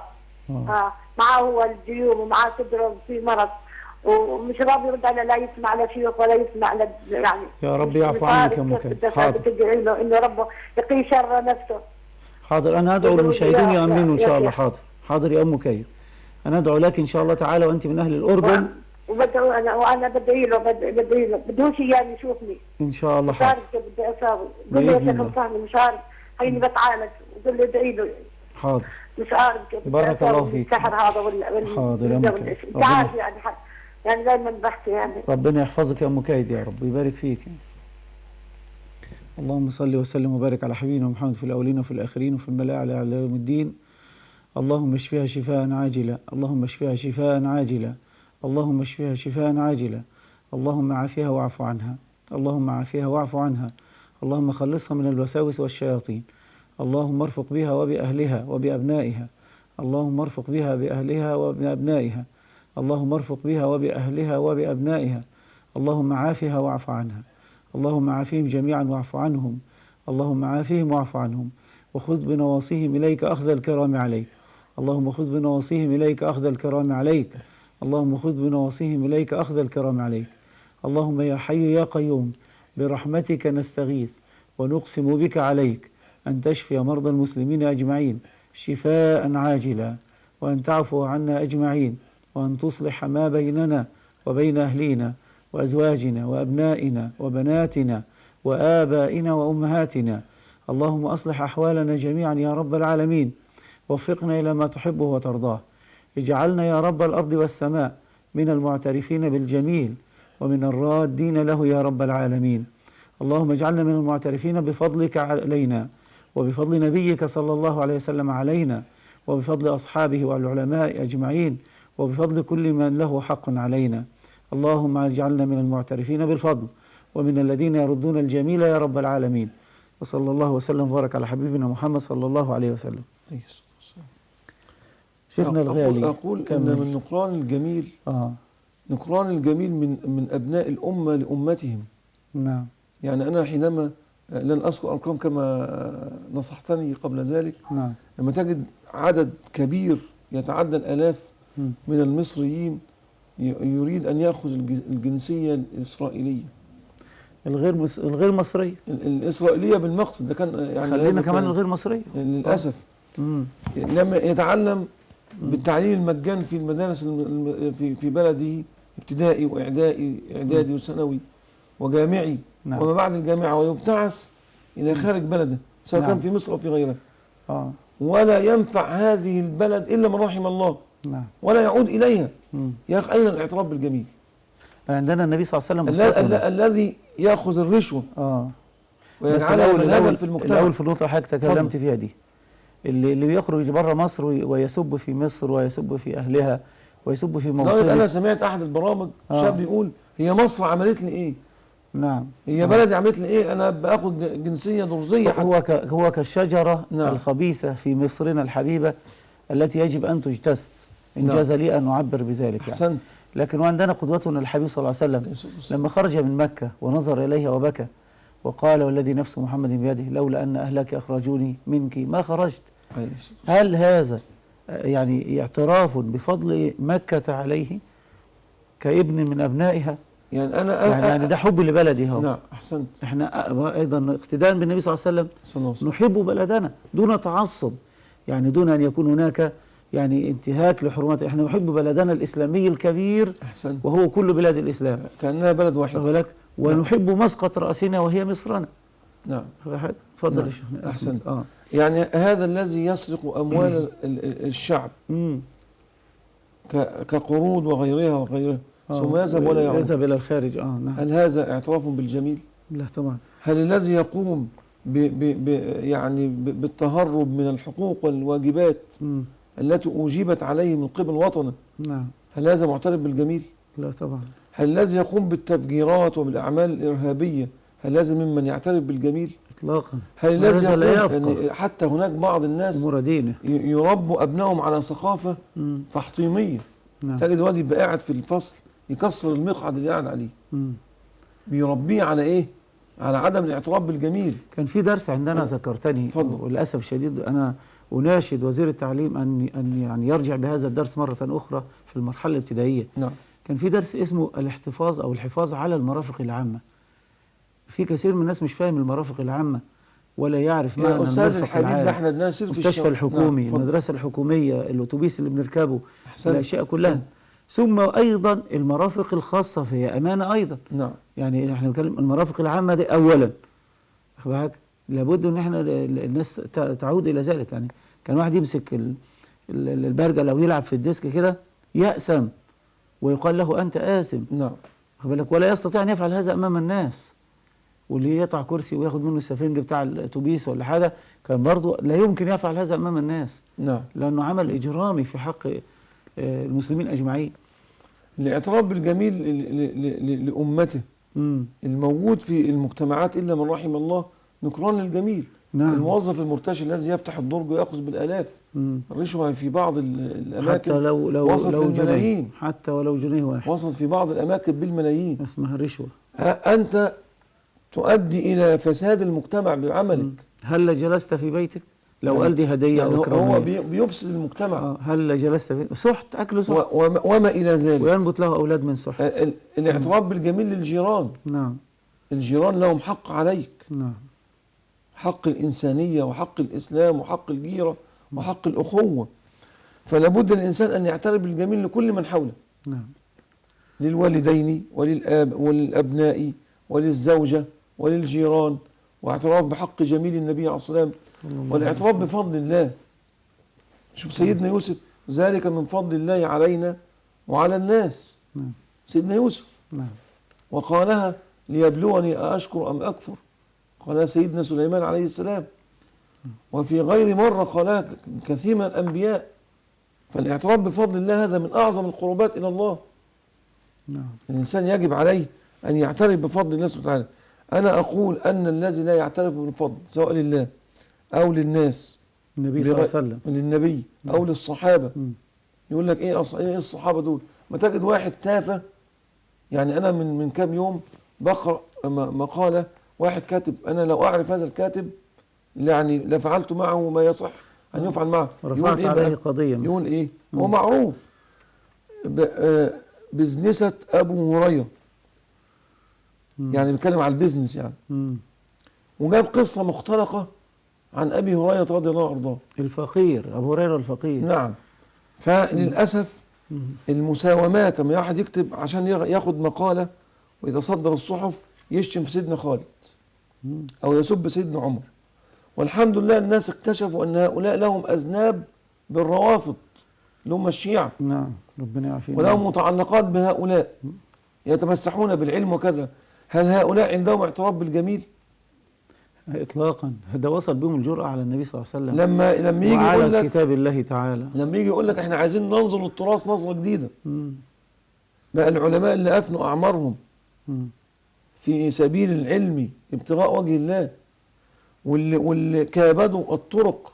نعم. والإمام أحمد باع خفيه حتى يذهب إلى صنعاء الإمام الصنعاني عبد الرزاق الصنعاني يتعلم منه العلم، وغير من الأئمة إذا تكلمنا عن جهادهم في طلب العلم نحتاج إلى زمان طويل. نعم. الإمام مالك يقول إن في رأسي 30 مسألة تدور فيها منذ 40 سنة ما عرفت لها جوابا. يا ما شاء الله. 40 سنة بدور على حل المسائل. هؤلاء الناس يعني أفنوا أعمارهم. يقول لك إحنا عايزين ننقي التراث. تنقيه يعني إيه؟ يعني حديث ضعيفا شلة. سيدي جزاك الله خير. يعني ومين هو يشيلها؟ من الذي؟ المتخصصين. المفروض كده. لكن هو لا، عايز يطلق كتب التفسير ويرمي في البحر كتب التاريخ ويطلق كتب الحديث ويرضى بكلمات مكتوبة على الجدران ويجعلها تاريخ للأمم. هو للأسف يا شيخنا برضو من ضمن الأمور اللي برامج نعم. بنشوفها عندنا برنامج هنا في قناة الصحة والجمال اسمه بين الوهم والحقيقة. نعم. كان أتى أول أمس بطبيب أمراض نفسية والشيخ عبد الحميد العوادلي، وكانوا بيتناقشوا في مسألة السحر والجن والكلام هذا. فهذا الطبيب الأمر النفساني يقول القرآن فوق رؤوسنا، كلام النبي صلى الله عليه وسلم فوق رؤوسنا ولا يعمل به. خد بالك، فوق رؤوسكم، يعني معظم الأطباء النفسيين يأخذون علمهم من الغرب. نعم. والغرب ليس عندهم دين وليس عندهم أحاديث الحبيب صلى الله عليه وسلم. نعم. فهم يؤمنون بما هم عليه. واتصلت وعملت مداخلة وقلت له إحصائية موجودة وحديثة منذ أيام قليلة أن ثلث أطفال الأمريكان يمشون وهم نائمون. فأرجعوا ذلك إلى الأمراض النفسية، لأن ما عندهمش أصلا علم، ما عندهمش علم ديني ولا علم بالجن ولا علم بالكلام ده كله. نعم. بيرجعوا الأمور إلى أمور نفسية، وهذا يعني إيه؟ من جهلهم.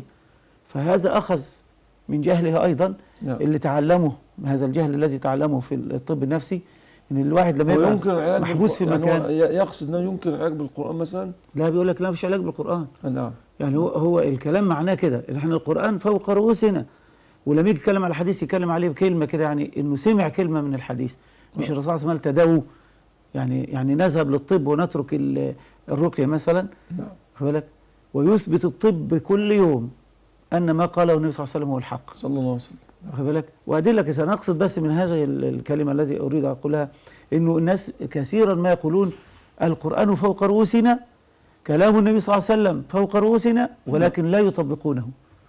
يعني أنت فهمني؟ أفهم. هل هذا اعتراف بالجميل؟ إن إحنا بس مجرد هنقول كلام النبي صلى الله عليه وسلم، لا نقدرش نتكلم في كلام النبي صلى الله عليه وسلم ولا أحد وليس يقول لك أنا مش متخصص في أمر الدين. طيب مش متخصص يبقى تسكت. نعم. يبقى تسمع. نعم. يبقى تسمع علماء الدين بيقولوا ايه، وتنصت وتتبع بقى. يبقى هنا وجب عليك الاتباع، يعني مش تحترم الغرب وتتبع الغرب وتترك أسأل سؤال. اتفضل. لو أن رجلا عايش أناسا 25 سنة نعم أو 23 سنة، أن هناك روايتان في مدة بعثة النبي صلى الله عليه وسلم أصحوها أنها 23 سنة. هذا الذي عايشه أفهم لخطابه أم الذين أتوا بعده؟ لا، هو اللي عايز يعيشه أفهم لخطابه بكثير. من عايش أفهم لخطابه أم الذين أتوا بعدهم؟ لا، برضه من عايش الصحابة عايشوا النبي صلى الله عليه وسلم، والتابعين عايشوا الصحابة، التابعون عايشوا الصحابة. نعم. فهم أفهم لكلام الصحابة والصحابة أفهم لكلام النبي صلى الله عليه وسلم. لما هؤلاء الصحابة العلماء يا شيخنا، ومنهم أخذ العلماء من بعد ذلك. ومنهم أخذ العلماء المجدد لكل 100 سنة على رأس كل 100 سنة. اقرأ لابن القيم في زاد المعاد لما تكلم عن العلاج بالقرآن.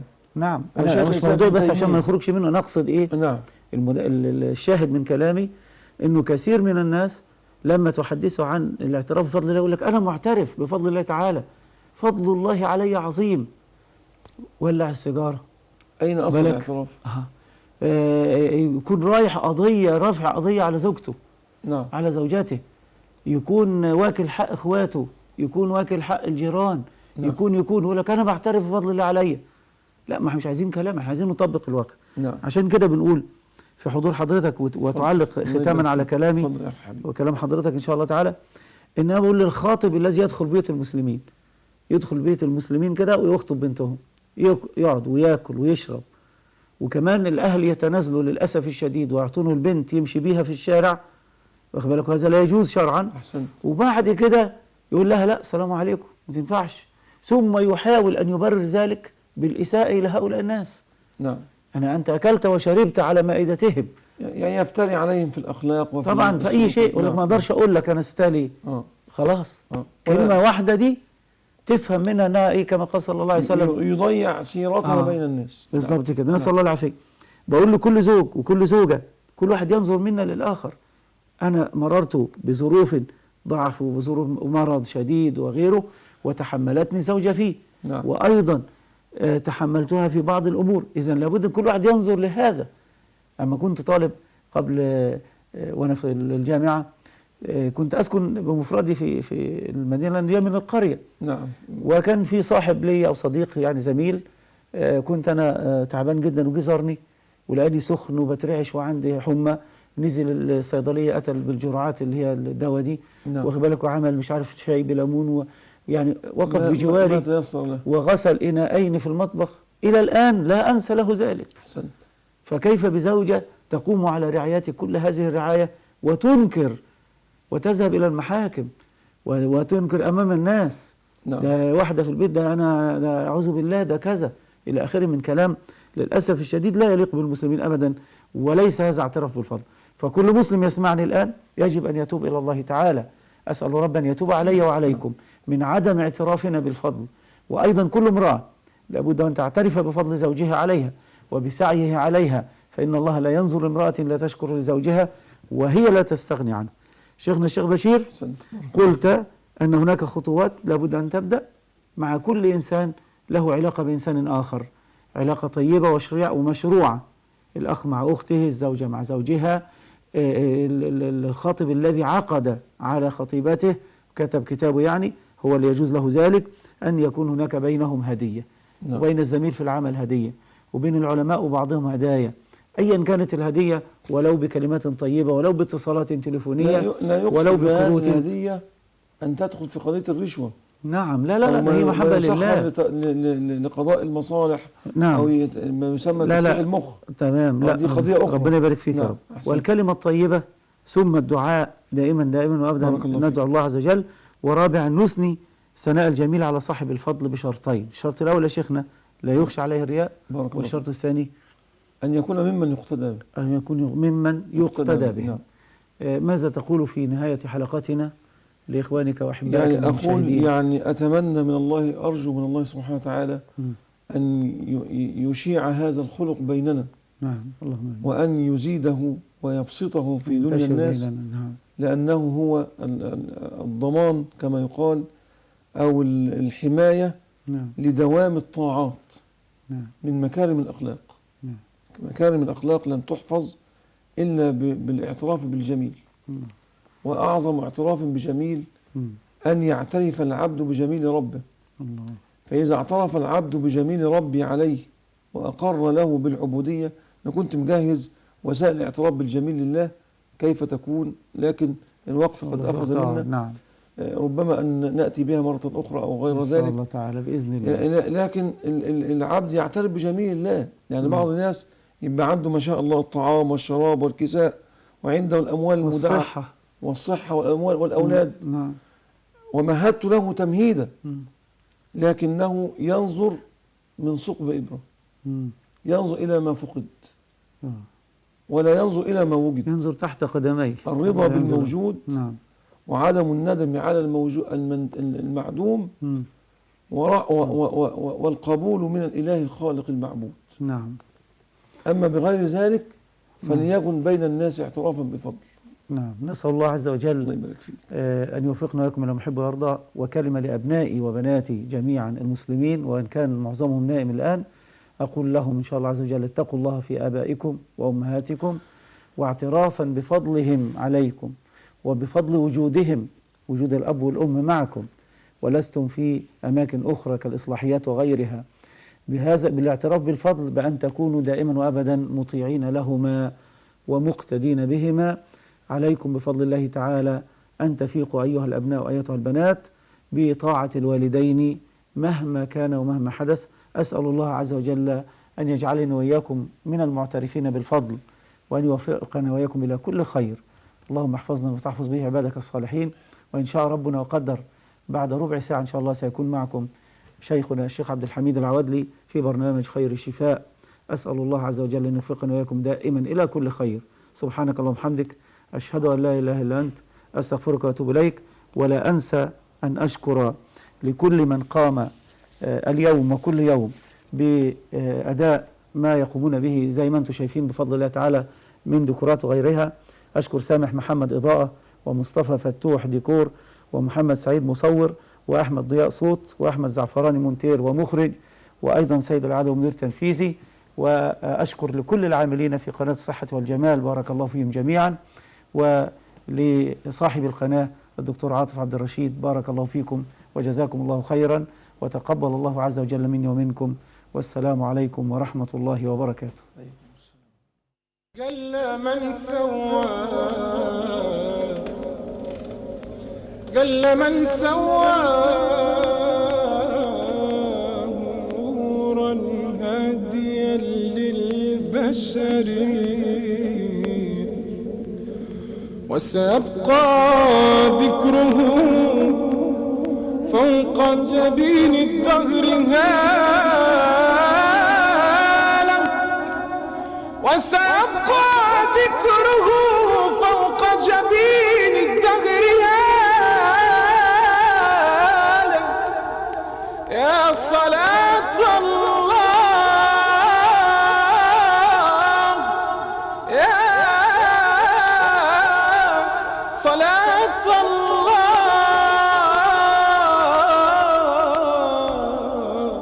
صلاة الله، حي مصطفى الهادي وآله. كيف لم يغشى نديا بين أتراب غواه، كيف لم يعكف على عزى لم يسأل المنام، كيف لم يغشى نديا بين أتراب غواه. قل من آواه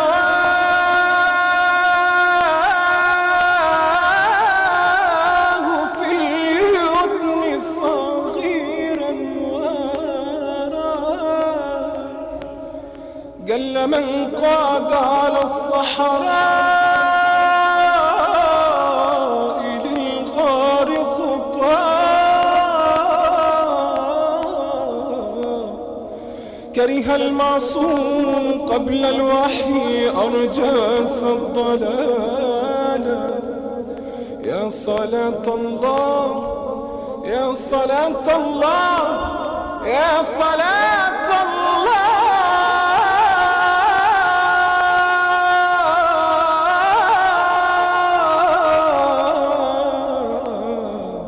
حي المصطفى الهادي وآله. الصحة والجمال، الصحة والجمال، جمال الصحة وصحة الجمال. جيت لك وانا مليان ذنوب، بتمنى رضاك عليا، بدعي في كل ركعة وسجود، ده املي ومنى عينيا. جيت لك وانا مليان ذنوب، بتمنى رضاك عليا، بدعي في كل ركعة وسجود، ده املي ومنى عينيا. تهديني طريقي للجنة، تهديني طريقي للجنة. يا رب اكتب لي أكون معاه حبيبي النبي محمد، نفسي ولو دقيقة الآن وبحبي لي أشهد.